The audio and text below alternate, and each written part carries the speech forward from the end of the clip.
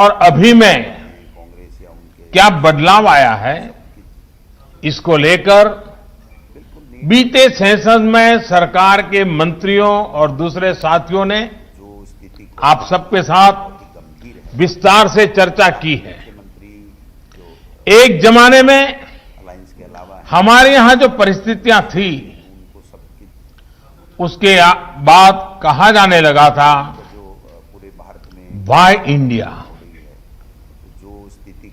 अब जो रिफॉर्म्स देश में हुए हैं, उनका जो प्रभाव दिखा है, उसके बाद कहा जा रहा है वाई नॉट इंडिया। अब जैसे पहले कहा जाता था कि जब टैक्स रेट इतने ऊंचे हैं तो वाई इंडिया, आज यही लोग कहते हैं कि जहां सबसे अधिक कॉम्पिटिटिव टैक्स रेट्स हैं तो वाई नॉट इंडिया। पहले रेगुलेशंस और रूल्स का जाल था, तो स्वाभाविक रूप से चिंता के साथ निवेशक पूछते थे वाई इंडिया। आज वही कह रहे हैं कि लेबर लॉ में ईज ऑफ कॉम्प्लायंस है तो वाई नॉट इंडिया। पहले सवाल होता था कि इतना रेड टेप है तो वाई इंडिया। अब वही लोग जब रेड कारपेट बिछा हुआ देखते हैं तो कहते हैं वाई नॉट इंडिया। पहले शिकायत होती थी कि इनोवेशन का कल्चर उतना नहीं है तो वाई इंडिया। आज भारत के स्टार्टअप इकोसिस्टम की ताकत देकर दुनिया विश्वास से कह रही है वाई नॉट इंडिया। पहले पूछा जाता था कि हर काम में इतना सरकारी दखल है तो वाई इंडिया। आज जब प्राइवेट पार्टिसिपेशन पर भरोसा किया जा रहा है, विदेशी निवेशकों को एनकरेज किया जा रहा है, तो वही लोग पूछ रहे हैं वाई नॉट इंडिया। पहले शिकायत थी कि डिजिटल इंफ्रास्ट्रक्चर के अभाव में काम संभव नहीं तो वाई इंडिया। आज जब इतना आधुनिक डिजिटल इकोसिस्टम हमारे यहां है तो सेंटिमेंट है वाई नॉट इंडिया। साथियों, नया भारत अपने सामर्थ्य पर भरोसा करते हुए, अपने संसाधनों पर भरोसा करते हुए आत्मनिर्भर भारत को आगे बढ़ा रहा है। और इस लक्ष्य की प्राप्ति के लिए मैन्युफैक्चरिंग पर हमारा विशेष फोकस है। मैन्युफैक्चरिंग को बढ़ावा देने के लिए हम निरंतर रिफॉर्म्स कर रहे हैं। रिफॉर्म्स के साथ साथ रिवॉर्ड्स को आज देश की नीति का अहम माध्यम बनाया गया है।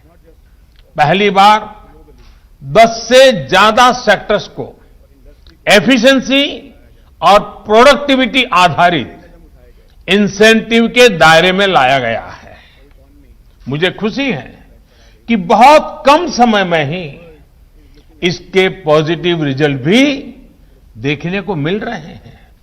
इसी तरह बेहतर कनेक्टिविटी, बेहतर सुविधाएं और लॉजिस्टिक को कॉम्पिटिटिव बनाने के लिए चल रहे सब प्रयास भी इंडस्ट्री के लिए रिवॉर्ड ही है। हमारे लाखों एमएसएमईज के लिए चाहे उसकी परिभाषा को बदलना हो, क्राइटेरिया में बदल लाना हो, सरकारी कॉन्ट्रैक्ट्स में प्रायोरिटी हो, या फिर लिक्विडिटी से जुड़ी समस्याओं का हल करना हो, ये भी बहुत बड़ा प्रोत्साहन ही है। साथियों, देश आज करोड़ों युवाओं को अवसर देने वाले एंटरप्राइज और वेल्थ क्रिएटर के साथ है। आज भारत के युवा इनोवेशन के स्टार्टअप दुनिया में अपना नाम बना रहे हैं। सरकार की एक एफिशिएंट और फ्रेंडली इकोसिस्टम बनाने के लिए निरंतर कोशिश जारी है।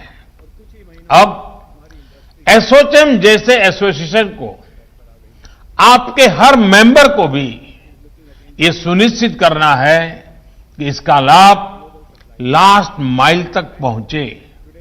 इसके लिए इंडस्ट्री के भीतर भी आपको रिफॉर्म्स को एनकरेज करना होगा। जो बदलाव हम अपने लिए देखना चाहते हैं, वही बदलाव हमें अपने संस्थानों में भी करने होंगे। जितनी लिबर्टी, जितना इंक्लूजन, जितनी हैंड होल्डिंग, जितनी ट्रांसपेरेंसी आप सरकार से, सोसाइटी से चाहते हैं, उतना ही इंडस्ट्री के भीतर विमेन के लिए, युवा टैलेंट के लिए, छोटे उद्योगों के लिए हम सबको सुनिश्चित करना ही है। हमें कॉरपोरेट गवर्नेंस से लेकर प्रॉफिट शेयरिंग तक दुनिया की बेस्ट प्रैक्टिसेस को जल्द से जल्द अपनाना होगा। प्रॉफिट सेंट्रिक अप्रोच के साथ ही हमें उसे पर्पज ओरिएंटेड भी बनाएंगे तो सोसाइटी के साथ ज्यादा इंटीग्रेशन संभव हो पाएगा। साथियों, आपसे बेहतर ये कौन समझ सकता है कि ऑनेस्ट ओपिनियन का बेहतर डिसीजन मेकिंग में कितना बड़ा रोल होता है। कई बार हमें लोग मिलते हैं, कहते हैं कि ये शेयर बढ़िया है, ये सेक्टर बढ़िया है, इसमें इन्वेस्ट कर दो। लेकिन हम पहले ये देखते हैं कि वो सलाह देने वाला, तारीफ करने वाला खुद भी उसमें इन्वेस्टमेंट कर रहा है या नहीं कर रहा है। यही बात इकोनॉमीज पर भी लागू होती है। आज इंडियन इकोनॉमी पर दुनिया को भरोसा है, इसके प्रमाण है। पैंडेमिक के दौरान जब पूरी दुनिया इन्वेस्टमेंट के लिए परेशान है, तब भारत में रिकॉर्ड एफडीआई और पीएफआई आया है। दुनिया का ये कॉन्फिडेंस नए स्तर पर पहुंचे, इसके लिए डोमेस्टिकली भी हमें अपने इन्वेस्टमेंट को कई गुना बढ़ाना है। आज आपके पास हर सेक्टर में इन्वेस्टमेंट के लिए संभावनाएं भी हैं और नए अवसर भी हैं। साथियों, निवेश का एक और पक्ष है जिसकी चर्चा आवश्यक है। ये है research and development, R&D। R&D पर होने वाला निवेश। भारत में R&D पर निवेश बढ़ाए जाने की बहुत जरूरत है। अमेरिका जैसे देश में जहां R&D पर 70% निवेश प्राइवेट सेक्टर का होता है, हमारे यहां इतना ही पब्लिक सेक्टर द्वारा किया जाता है।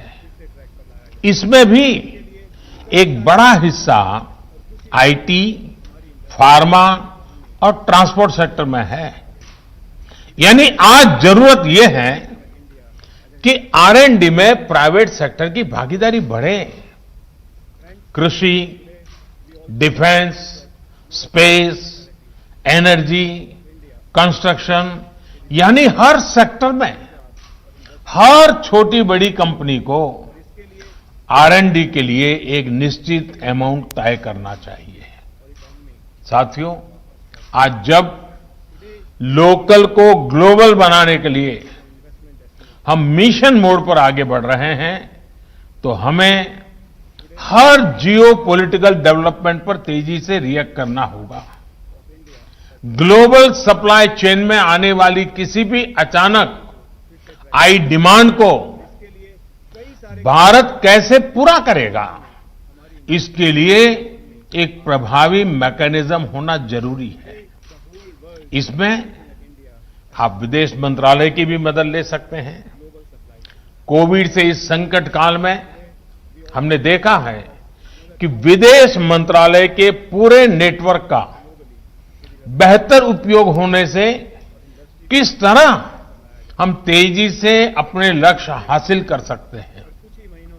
विदेश मंत्रालय, कॉमर्स एंड ट्रेड और एसोचैम जैसे इंडस्ट्री के संगठनों के बीच बेहतर तालमेल आज समय की मांग है। मैं आपसे आग्रह करूंगा कि ग्लोबल ट्रांसफॉर्मेशन पर तेजी से रिएक्ट करने के लिए, तेजी से रिस्पॉन्स करने के लिए मैकेनिज्म बेहतर कैसे हो, इसके लिए आप हमें अवश्य अपने सुझाव दें। आपके सुझाव मेरे लिए बहुत मूल्यवान हैं।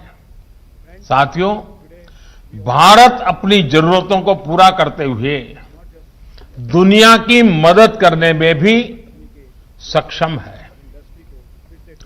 फार्मर से लेकर के फार्मा तक भारत ने ये कर दिखाया है। कोरोना काल में भी तमाम मुश्किलों के बावजूद भारत ने फार्मेसी ऑफ द वर्ल्ड की जिम्मेदारी निभाते हुए दुनिया भर में जरूरी दवाइयां पहुंचाई है। अब वैक्सीन के मामले में भी भारत अपनी जरूरतें तो पूरी करेगा ही, दुनिया के अनेक देशों की उम्मीदों पर भी खरा उतरेगा। साथियों, रूरल और अर्बन डिवाइड को कम करने के लिए जो प्रयास सरकार बीते 6 सालों से कर रही है, इंडस्ट्री उन प्रयासों को मल्टीप्लाई कर सकती है। एसोचैम के मेंबर्स हमारे गांव के प्रोडक्ट्स को ग्लोबल प्लेटफॉर्म देने में बहुत मदद कर सकते हैं। आजकल आप देखते सुनते होंगे कि कोई स्टडी आ गई कि इस चीज में बहुत प्रोटीन है, ये बहुत प्रोटीन रिच है, तो लोग उसे खाना शुरू कर देते हैं। हम उसे इंपोर्ट करना शुरू कर देते हैं। हमें पता तक नहीं होता है कि हमारे घर में, हमारे टेबल पे, हमारी थाली में किस प्रकार से विदेशी चीजें घुस जाती है। हमारे यहां देश में ऐसी ही चीजों का कितना बड़ा भंडार है, और ये भंडार देश के किसानों के पास है, देश के गांवों में है। हमारी ऑर्गेनिक फार्मिंग, हर्बल प्रोडक्ट्स, ऐसी बहुत सी चीजें हैं जिन्हें एसोचैम द्वारा प्रमोट किया जाना चाहिए। दुनिया के बाजार में भारत की पैदावारों का डंका बजना चाहिए। इनसे जुड़े कंपटीशन और उसके लिए लगातार स्पर्धाएं होती रहे, कंपटीशन कराकर इनका प्रचार प्रसार करके इनके स्टार्टअप्स को बढ़ावा देकर